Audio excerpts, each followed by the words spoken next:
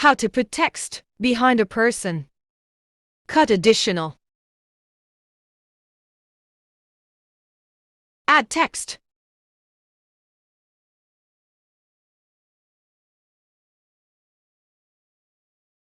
Adjustment.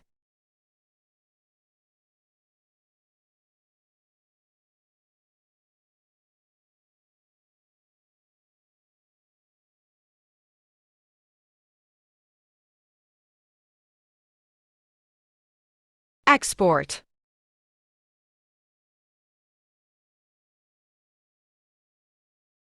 Select imported video. Overlay original.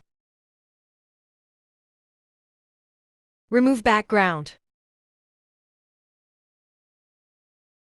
Export. You are done.